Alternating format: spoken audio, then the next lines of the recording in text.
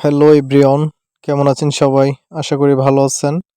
তো এই ভিডিওতে যে প্রাণীটিকে দেখতে পাচ্ছেন, এটি বাংলাদেশের এক প্রকার গোল্ডেন ডায়মন্ড হিসেবে দেখা হয়।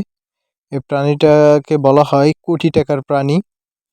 তো আমরা এই কোটি টাকার প্রাণীটিকে কিছু দুষ্কৃতিকারীদের হাত থেকে উদ্ধার করেছি।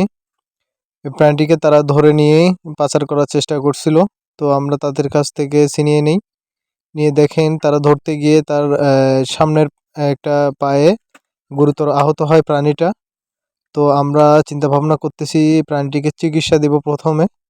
চিকিৎসা দেওয়ার পরে এটাকে ছেড়ে দিব নাকি রেখে দিব, এটা অবশ্যই আমাদেরকে জানাবেন। আমরা চিন্তা ভাবনা করতেছি যে প্রাণীটিকে জঙ্গলের প্রাণী, জঙ্গলে ছেড়ে দেওয়া উচিত।